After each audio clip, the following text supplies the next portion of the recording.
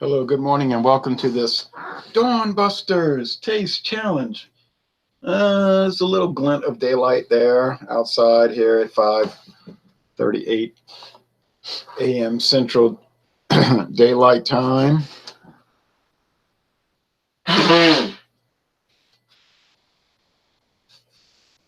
Sorry about my nose. Most people in Louisiana have sinus problems because of the humidity and the mold in the air. Okay, so if you want to be around mold and sauna-like humidity, this is a place to be. This is the place to be. Now, do we have hot weather a lot here? Well, only from around February to October. All right, we have this morning from 1880 Windsor Canadian Superior Blend. Oh, I'm sorry, Supremely Smooth Blend. Yeah, they don't claim to be superior. They just say supremely smooth. Oh, I guess it's smooth. What's my experience with it so far? Oh, it tasted fine. $10.99 a bottle seems to fit into that level pretty much. Inexpensive. If you're looking for exotic, really deep, pithy, really wonderful Canadian whiskey, the best of the best, you know you're not going to get that for $10.99, so you're never going to even entertain that idea. If you want something decent, then, and enjoyable, this is fine. Beam-Suntory, all right? 80 proof, aged 3 years, all minimal, used bourbon barrels, bottled in Illinois, Deerfield. I think that's where Canadian Club is bottled. Is it just Canadian Club, a younger Canadian Club, a 3-year Canadian Club? I get that impression, but I can't say. John and Neely says, good morning, Ron. Good morning to you, John and Neely. So I can't say it's a 3-year-old Canadian Club because there would be no way I could prove that. Do I have a suspicion that it is? Yes. Now here's a crown, a shield, black and white shield. I mean, red and black shield.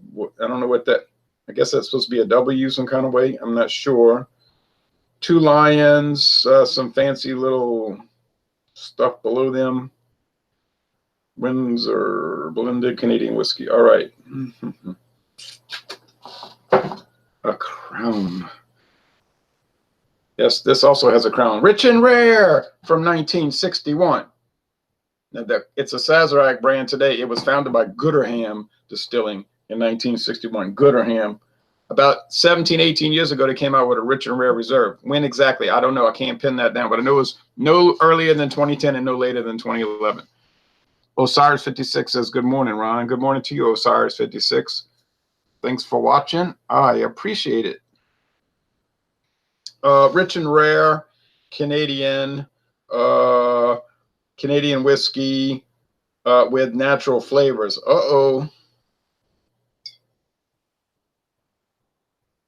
They don't have to put that on there, but they do as a courtesy. Bottled by Sazerac Company, Frankfort, Kentucky. You might say, oh yeah, Buffalo Trace is also in Frankfort. Well, you know what? Buffalo Trace is Sazerac. Sazerac owns Buffalo Trace since around 1990. So Gooderham. Now, who started Windsor Canadian? Never could find that out. Maybe it was Hiram Walker. I really don't know. What's going to happen in this taste challenge? I'm going to tell you ahead of time and watch if it doesn't happen. They're going to have similar flavors, but the Rich and Rare is going to have more of that flavorings, added flavor, or as Johnny Neely, Georgia Beer Reviews, Johnny Neely calls it almond extract, and we knew it wasn't that. We figured out it's white rum, silver rum, clear rum, whatever you call that. It's got to be. And they use other flavors, bourbon, brandy. Could be gold rum.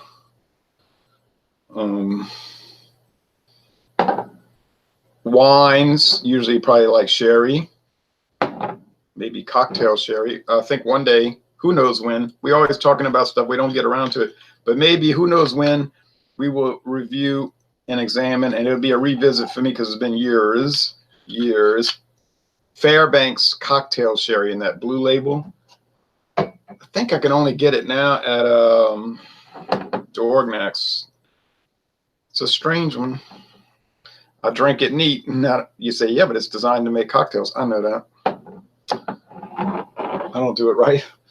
We're getting kind of low on Rich and Rare, down to the bottom 20%. No, about bottom 15%. Well, I'm not going to buy more of it. But I'll tell you what, I can get this stuff so easily here. I don't know about you, but in Louisiana, golly gee, I can get this bottle, the big plastic bottle, you know, the handle bottle with the handle on it. I can get it liter, $7.50 like this, which is only $7.92 at Walmart. True story. I can get $3.75, 200 liter, milliliter, 100 milliliter, 50 milliliter. All these, like you can go to like Martin Wine Cellar and they have the little sample bottles. Is Rich and Rare popular in Louisiana? Apparently so. You say, why? Why? What's so good about it? Oh, I didn't say anything was good about it. I just say it's popular because it's cheap. You know how that works.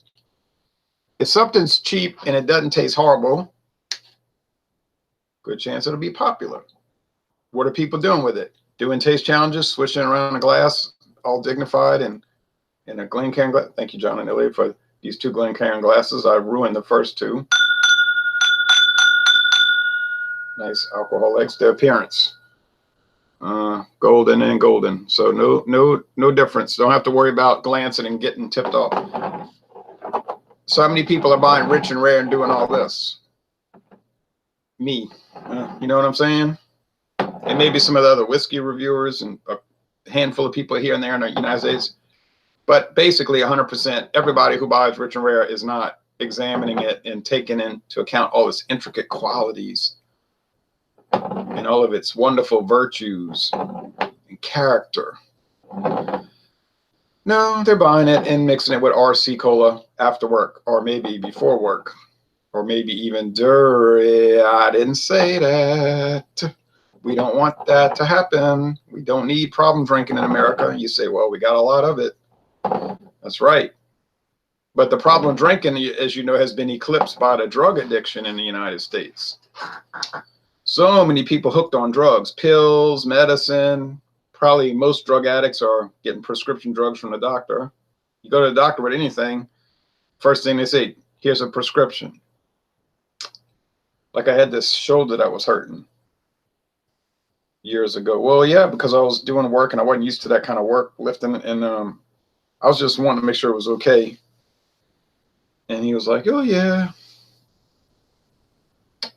But I'm going to give you these painkillers, and you know, I'm going to write a prescription for these painkillers and all of this, and you come back and we're going to, and I'm thinking, okay, thank you. And I left and I threw that thing in the trash. I said, I'm not taking painkillers.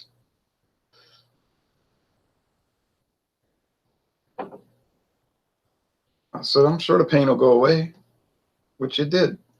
You know, I mean, sometimes it might be necessary. It probably is necessary. Most of the time, I think they just prescribe and stuff. You can always tell they're drug addicts. Drug addicts always have stereotypical behavior, almost always, right? You say, well, there's exceptions. Well, yeah, there's always exceptions to stereotypes.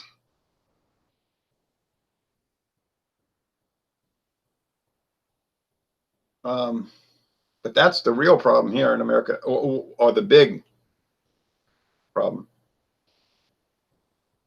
Well, it's full in the nose. It's pungent. Now, I'm kind of like berating these 2 products in a way, you notice, but I'm not really trying to. I'm just trying to put it in a proper reference framework.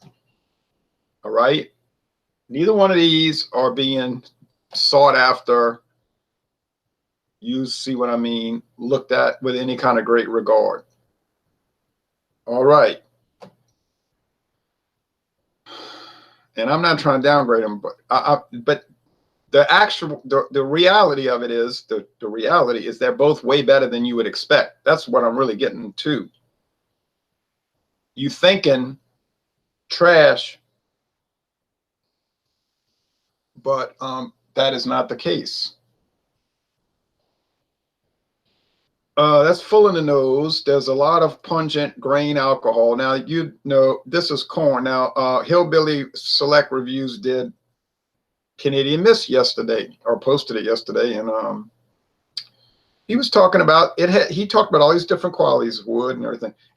He gave a long intro at the beginning, which I didn't watch because I kind of know about Canadian Mist already, and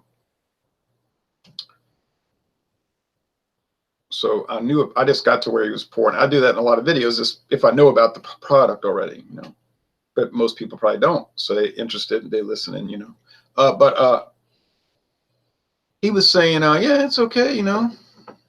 He liked it, and I don't dislike it, Canadian Mist. My only complaint where it was too dull, a little too dull, but it was designed to be that way. So did they make a mistake? No. It's created to be bland. You can't knock a product that is what it's supposed to be.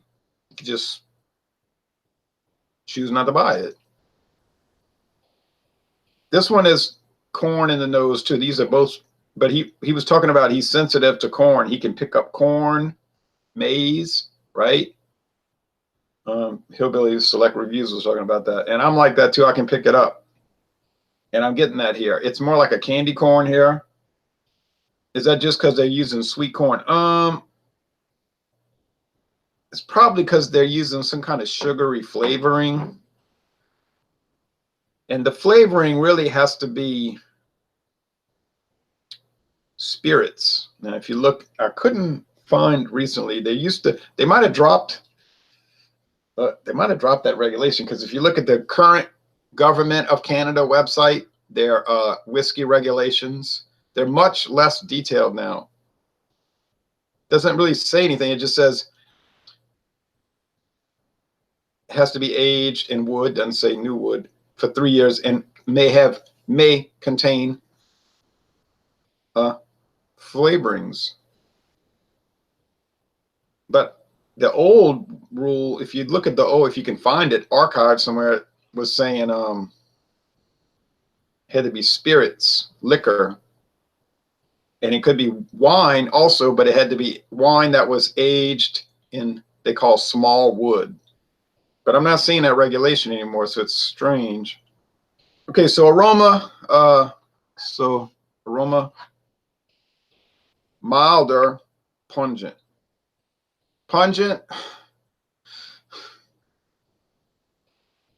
and not as much. Both have aroma, both have character, and they have that. This one here has more of that honeycomb, like literally honeycomb cereal, but I know that might use oat powder, like pulverized oats. If they pulverize it so finely, it's almost like a powder, like a oatmeal, but it's not oatmeal. It's almost like oat flour. Yeah, that's what I'm thinking of, flours, to that consistency.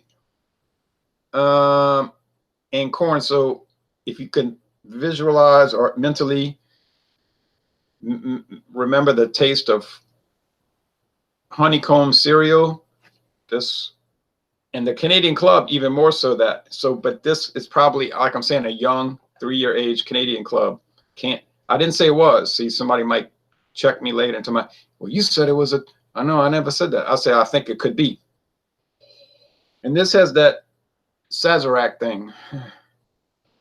Sazerac, like in Buffalo Trace things, somebody was saying maybe they're flavoring it and even aging it in Kentucky, but I don't believe that would comport with the Canadian regulations. I think the Canadian whiskeys all have to be done in Canada. They can be bottled down here in Kentucky or Illinois, but the whole product has to come from the Dominion of Canada.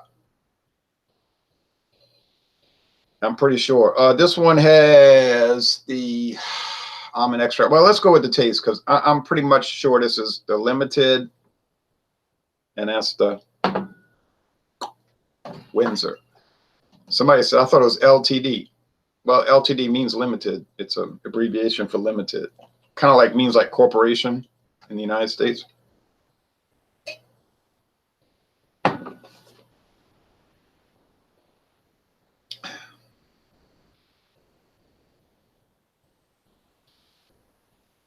What a dual meaning like a limited supply, a limited batch, a select product. Yeah, sure. No, not really. Oh yeah, this is just basic. Does it taste like bourbon? No. Would a bourbon drinker like it? How would I know? Depends on the person. Would you ever mistake it for bourbon? I'd like to know how. Canadian whiskey's way over here. Bourbon whiskey is way over there. They're both from North America, but they don't have very similar qualities except for the corn base. Corn base.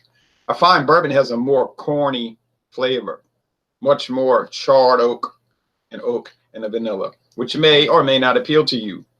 I know a guy we work at Bingo together, which is volunteer work. They raise money for charity, but he only drinks Canadian blended whiskey. He'll say, when you go to that back room, could you bring me some Coke or Sprite? Yeah, that's what he'll say. Sprite and a Canadian, he doesn't care which brand. Usually Crown Royal over there or I don't know, one of those common Canadian whiskeys. So that's what he likes. Yeah, millions of people like that prefer it.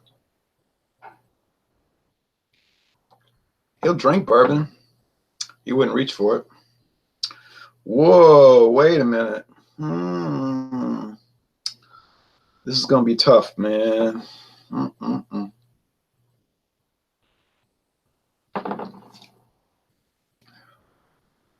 But you know what?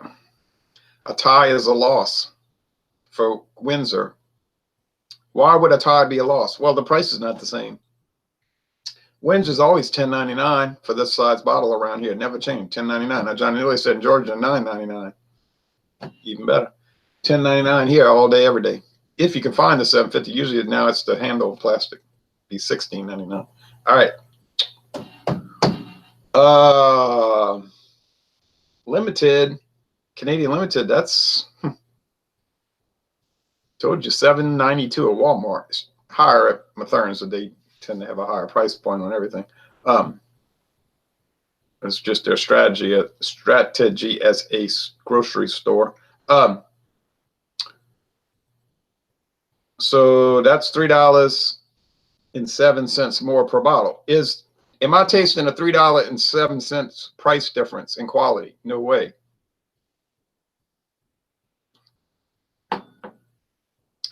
No way.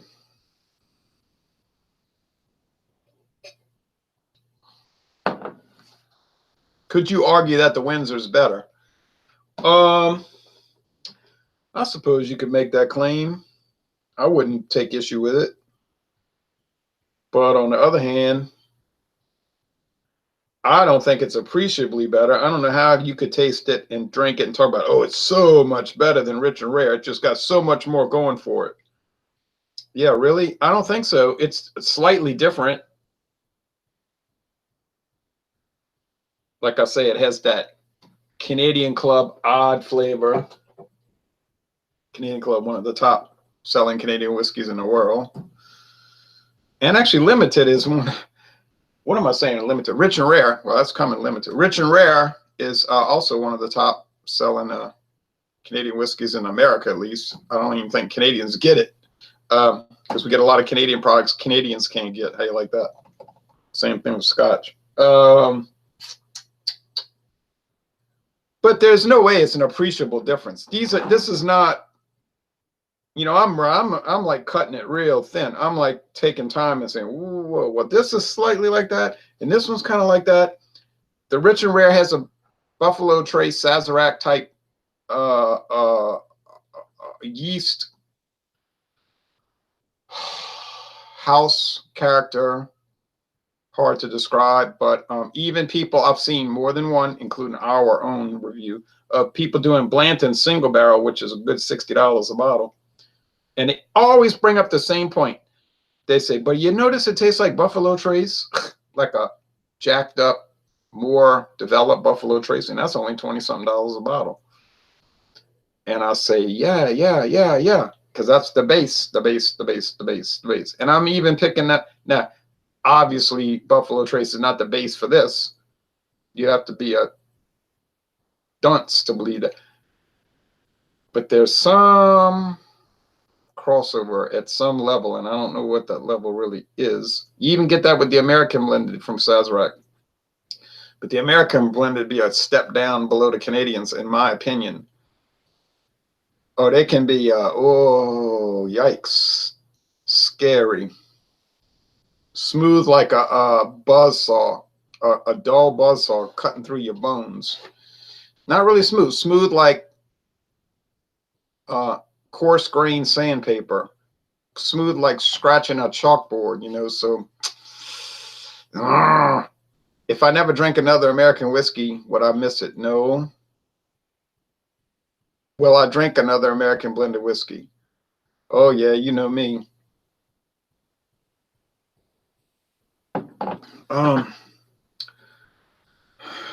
That's got to be Rich and Rare, man.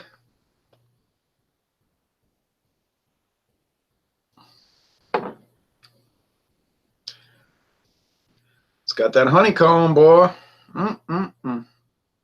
But I'll tell you what, if I get it wrong, I'm not going to feel bad because these are so close. And they got two different origins, you know, in Canada, but it's two different companies. Let's read the comments and I'm going to call it. John and Neely said, Canadian Club 12 years is the only Canadian whiskey I've had so far that I would spend the extra money on. Oh, yeah, the one you gave me for a gift. That's really stands out. It's got so much more character, and the charred oak and all comes through. It almost makes you think they're using new barrels, which they could be. So, yeah, it's got a lot of... Most of the cheap Canadian whiskey is more alike than different, so shop price. Yeah, I think with Windsor, it's going to all be price. Everyone's mixing them in their cocktails anyway, says John Neely. Yeah. Does Canadian blended whiskey have a rich history, a long history, and all that? Sure. What's the most famous? Well, we all know it's Crown Royal. I'm not going to name the local store, but I'm sure you could guess. I asked a girl at customer service. Then later I asked a boy. Teenagers usually work there, and some 20-year-old age. I said, hey, I said, what's the top selling whiskey in this area here, this department, which they always move in a lot of liquor. Top selling liquor, I said. The girl said, well, Crown. They always call it Crown. Crown. I said, yeah. Oh, yeah. She said, we sell Crown all day long. Just moves like, doesn't stop. Cases and cases a week. Plus the variants, the Crown Royal, bourbon, and all of that. Bourbon mash and all that. So then a few weeks later, I asked the teenage boy that was working there, I said, well, what's y'all's top selling? He said, Crown. And then if you go to Winn-Dixie, they got VO everywhere you turn. VO, Seagram's VO. That's Canadian blended. That's super popular. Are people buying this mainly to make mixed drinks? Yes. They're not sitting there swishing around and examining it. Now, I know some people in St. James Parish, husband and wife, they got children. All they drink is Crown Royal, and they've got this like huge Crown Royal collection, and they show it off sometimes on Facebook. Like every variant, that's like their goal in life. One of their goals in life, to get every variant. And they have like this liquor cabinet with. I said, whoa. Could you just focus on Crown Royal and stick with that and make a career out of it and a drinking career in your life?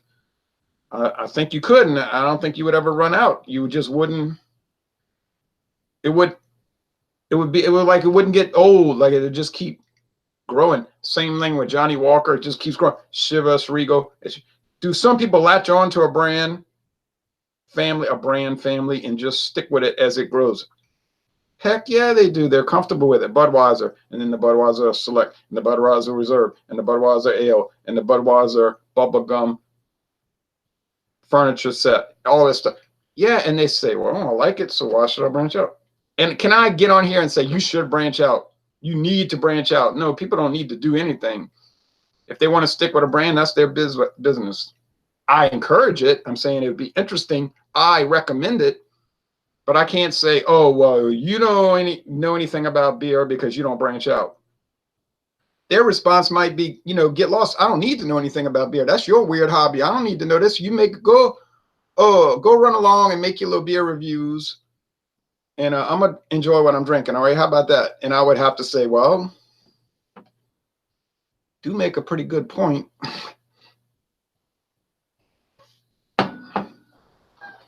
The Whiskey Scout says, hey, fellas, Ron remembered. Ron, I remembered. Oh, you remember to watch. Okay. John Neely says, cheers, Robert. Good morning. Okay, so I'm calling it. Am I super confident? No, I'm fairly confident. I think this is Rich and Rare, which wins by, it's a tie. I mean, it's a tie. They're both good. Fine. All right. You're not going to go to somebody's barbecue and say, man, y'all need to try this. No, you're not going to bring these to their barbecue and say that. You're going to go to their barbecue with this because you're going to say, well, I got a good deal on it. And they might think to themselves, he's always bringing cheap stuff. Of course, they'll drink it. But then, you know, like, you know, no one's going to bring that to try to impress people. But if you're like me and you're curious about different products, you wouldn't care, you know, because it was just the opportunity to try it. Okay, so Rich and Rare, here we go. This is it right now, 30 minutes into the video. That ain't no R&R. That says W. And I know W stands for Windsor. Oh, no. RR. Yep, clearly says RR. Nation.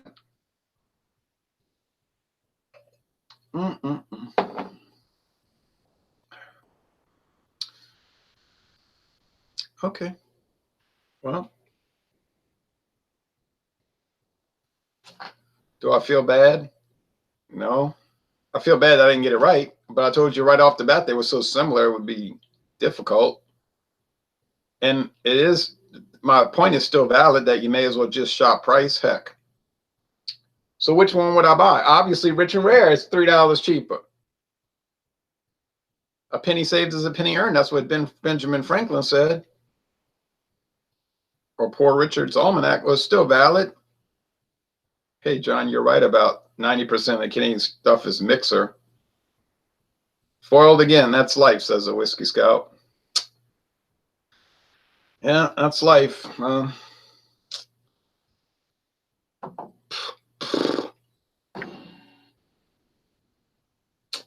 Kind of irritated though, but all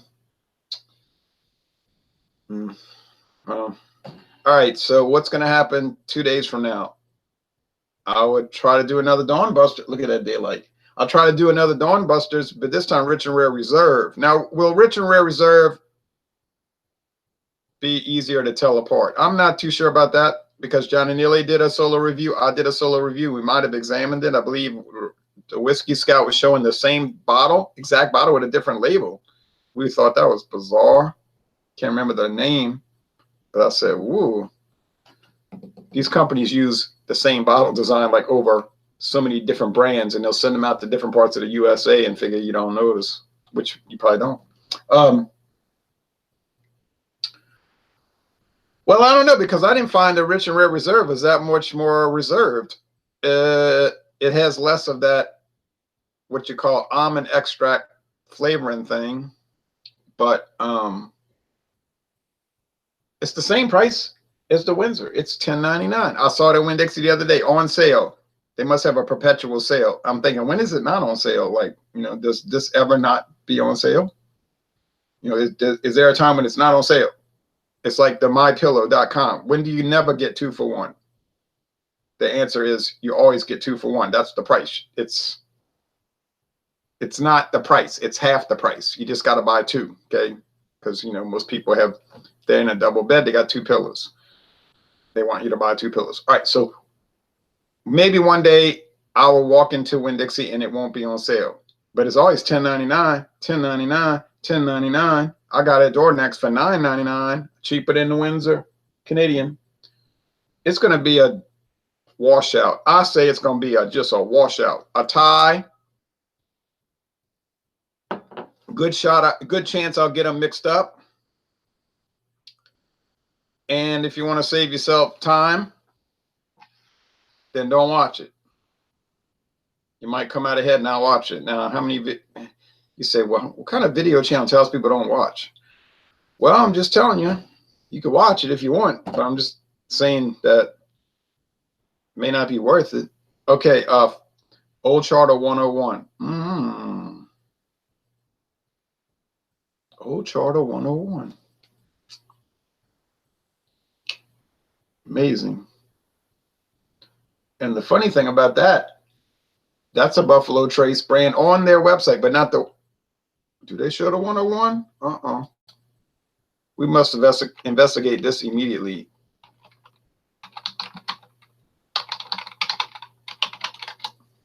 I'm sorry for taking long, y'all. He got my mind working now.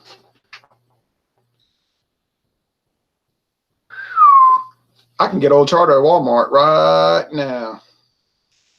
In a big glass bottle. You know, the big glass bottle. And I can get it so cheap. Oh, so very cheap. Okay, find a great bourbon near you. No, I want to find the list of the bourbon. Oh, great bourbons. Here we go. They changed their website. So how about, hey, Sazerac, take this advice. How about updating your main website? Could you do that like in the next 20 years? Because it's been 6 months and nothing's happened. So I'm starting to have doubts. You say, well, why you need to look at all their little obscure, cheap brands? I don't need to do that. I just figure if it's a big company, they could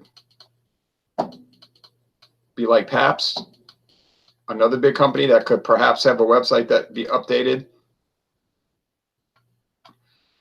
Ooh, Charter 8-year.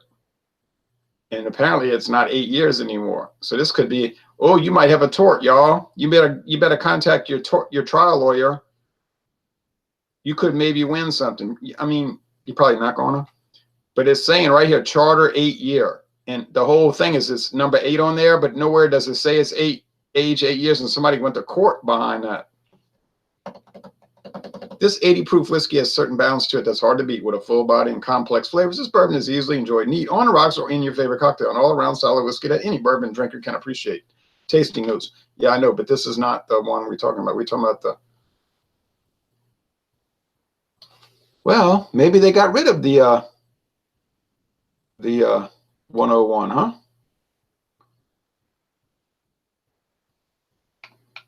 Or maybe Sazerac is like all the rest of the companies where they got products they don't address. Let's see. Old Charter. Come on, come on, come on. Old Charter family sell sheet, page 1. Oh, here we go. Ha ha ha. You thought you had me fooled, huh, Sazerac? Well, you might still have me fooled. All that is an advertisement. Oh, Sazerac, you got to wake up earlier in the morning than right now to trick me. Old Charter 8-year-old. Now it's saying very clearly on this PDF file right here in front of my face. Old Charter said, no, it is a one-off, only produced occasionally. I think that is why they used the bottle for both. I think they were sued already for that. That's what I was reading, that they were sued. But here we go. Charter country, 2 guys fishing in a lake, catching a bass. Okay, well, forget that. Uh-oh. This was, oh, this is so old. Why y'all putting these old PDF files on here, Sazerac? What's wrong with y'all? 2010. Copyright 2010. Old Charter 8-year-old. Oh, it says age 8 years, but the new ones don't say that. 80 proof, 86 proof. Old Charter 10-year-old. And then Old Charter 101, Charter 101. But that's not that bottle you showed us. This is the Old Charter bottle with the broad shoulders and the tapered tapers down. 101 proof, deep amber color, wet grain, honey, straw, and spicy raisin compote. Compote. Maybe that's a word. Raisin compote aromas follow through on a supple, yet bold entry to a dry yet fruity, medium full body with peppercorns, caramelized nuts, and white ash notes. Finishes with a long, warming pepper, vanilla, and burnt sugar fade. A brash yet refined bourbon for mixing potent, flavorful cocktails. Oh, I'm glad I found these files, though. Do you even know you have these files still up here, Sazerac? Are y'all like Pabst that you got stuff you don't even know what you make? See, Pabst Brewing as a company, I think they don't even know what their own portfolio is, I swear. All right, I got to get off of here. Too long, but productive. Long, but productive, except for the challenge part of it. All right, thanks for watching this video production, and hopefully Saturday I'll get them right, but if I don't, I'm not going to sweat it. It was originally an 8-year-old, then just put an 8 on it. That was the whole reason for the lawsuit, because the guy said that's deceptive. You're putting an 8, so people are going to naturally think it's age 8 years. Then you find out, oh, what's no age statement? Why are you putting an 8 on it? Oh, because we like the number 8. You know, it's like, oh, yeah, really? You like the number 8, huh? Okay. So that's that. Sazerac's problem is not my problem, right? Thanks for watching this video production.